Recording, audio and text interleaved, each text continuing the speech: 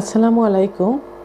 আমি doctor Rikta Parvin, homeopathic এবং আয়ুর্বেদিক চিকিৎসক, চেম্বার সেবা হোমিও কমপ্লেক্স অ্যান্ড সেবা ডিজিটাল ল্যাব। প্রভাষক হিসাবে কর্মরত আছি Magura homeopathy medical college and hospital. সহবাস স্বামী স্ত্রী এবং পার্টনারের কাছে অত্যন্ত মধুর একটি শব্দ, যা স্বামী স্ত্রীর দৈনন্দিন পারিবারিক সামাজিক জীবনকে সুগঠিতভাবে নিয়ন্ত্রণ করে।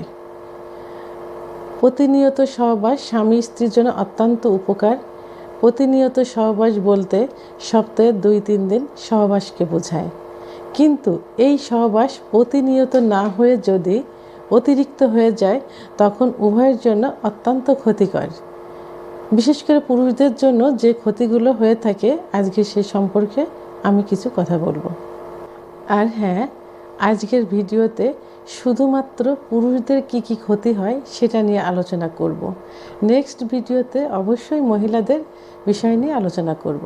তো পুরুষদের যে ক্ষতিগুলো দেখা দেয় তার মধ্যে প্রধান 5টি বিষয় নিয়ে আলোচনা করব। 1 নাম্বার, অতিরিক্ত সহবাসের কারণে পুরুষরা যে সমস্যায় প্রধান ভুগে থাকেন সেটা হলো যৌন অক্ষমতা, অর্থাৎ যৌন দুর্বলতা, ধ্বজভঙ্গ, সহবাসের সময় কম ইত্যাদি।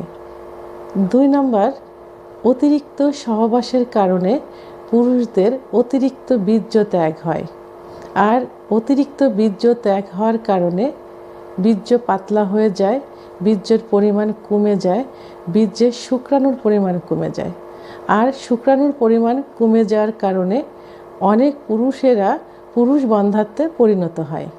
3 নাম্বার, অতিরিক্ত সহবাসের কারণে অল্প বয়সে যুবক ভাইয়েরা বৃদ্ধের মতো অবয়ব দেখা দেয়, চোখ কোঠারগত হয়ে যায়, মুখ চল ভেঙে যায়।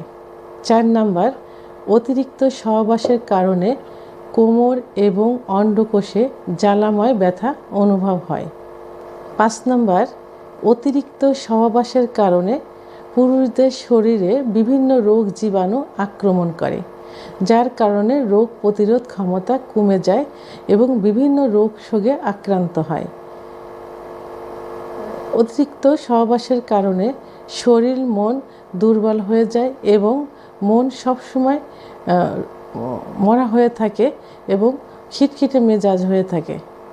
সুতরাং যেসব যুবক ভাইয়েরা অর্থাৎ পুরুষেরা এই সমস্যায় ভুগছেন, তাদের এই সমস্যার কারণ যদি অতিরিক্ত সহবাস হয়ে থাকে তাহলে অবশ্যই এটা থেকে বেরিয়ে আসতে হবে, এবং যদি চিকিৎসার প্রয়োজন হয়ে থাকে অবশ্যই পার্শ্ব প্রতিক্রিয়া মুক্ত হোমিওপ্যাথি চিকিৎসা গ্রহণ করুন। বন্ধুরা, আমার ভিডিওটি সম্পর্কে যদি কোনো মতামত থেকে থাকে অবশ্যই কমেন্টসের মাধ্যমে জানাবেন, এবং ভালো লাগলে লাইক, কমেন্ট, সাবস্ক্রাইব করে আমার সঙ্গে থাকুন। আল্লাহ হাফেজ।